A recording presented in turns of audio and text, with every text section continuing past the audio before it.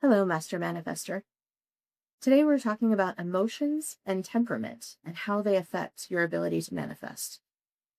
Your temperament is your nervous system's baseline setting for how reactive it is to external situations.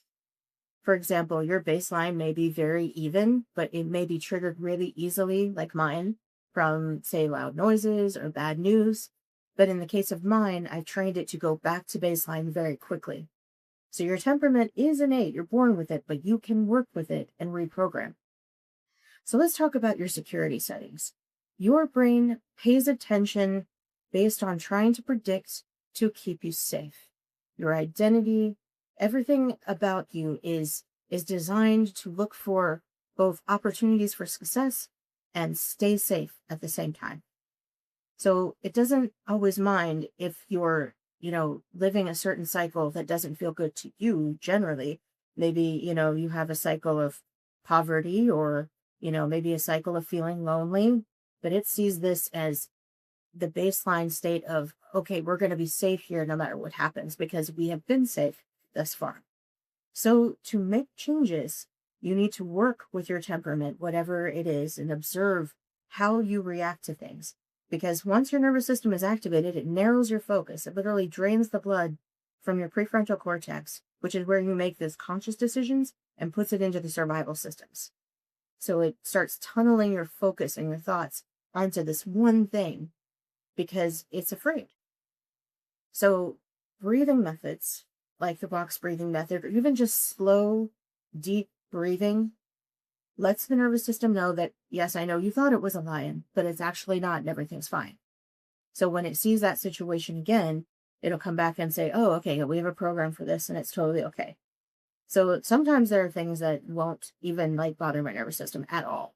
It used to really bother me, but after a while of working with my mind, working with my thoughts and saying, no, these thoughts aren't right, because you want to interpret the sensation itself, not try to put the thoughts to the sensation unless there really is a lie or something dangerous immediately.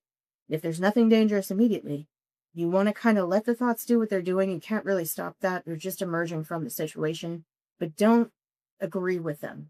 Don't be like, yeah, this means that I'm going to get fired. That this means that my house is going to burn down because I heard this or saw this on social media. Don't agree with the thoughts. Just notice that it's there and just be like, hey, everything's safe right now. Nothing bad is happening right now. Keep coming to that baseline acknowledgement that nothing bad is happening right now.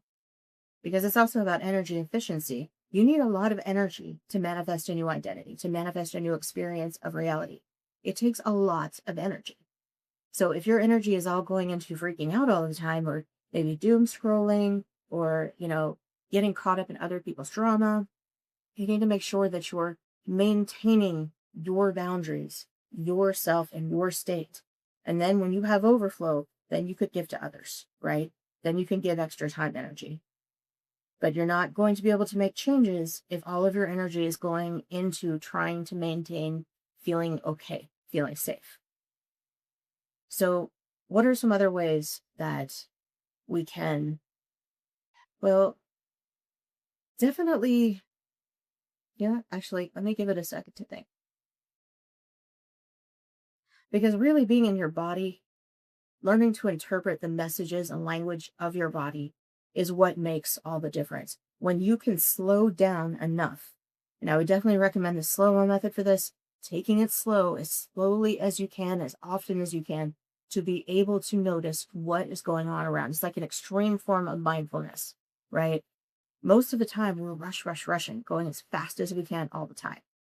But it takes that time to be slow for your mind to realize, okay, I'm safe enough to notice more, to see more, right? And it's also about your social battery, too. I mean, social doesn't always have to drain you. You can be with somebody and it doesn't feel draining at all, right? Or you can even be with somebody, you're both doing your own thing, you're within each other's vicinity, and sometimes you'll say something, but it's not like a full-on conversation or full-on interaction. And those are, good energy efficiencies. But when you're doing like the full-on deep interactions, the hard interactions with other people or in social in general, always be mindful of your temperament and that how much can your nervous system take and when is it starting to signal you. It's kind of like a cat or a dog. cat especially. Cats have intrusive thoughts all the time, but if you pay attention to a cat's body language, they will warn you before they go off and start, scaling across the room or whatever, right? It's the same thing with our bodies.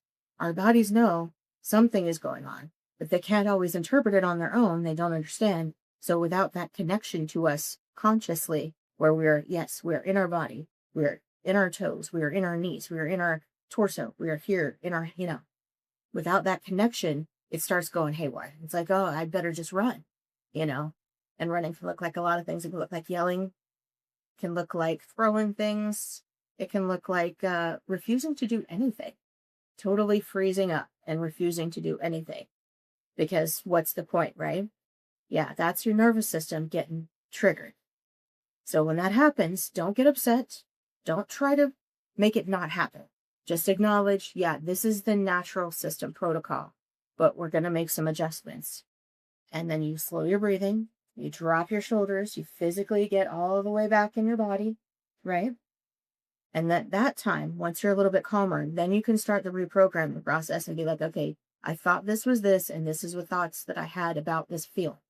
And let's adjust this and see if there's evidence, right? This is where reality checks happen. You start checking for evidence and getting out of that tunnel vision mindset where everything's down to a pinpoint and you can't see the extenuating circumstances, the external additional circumstances.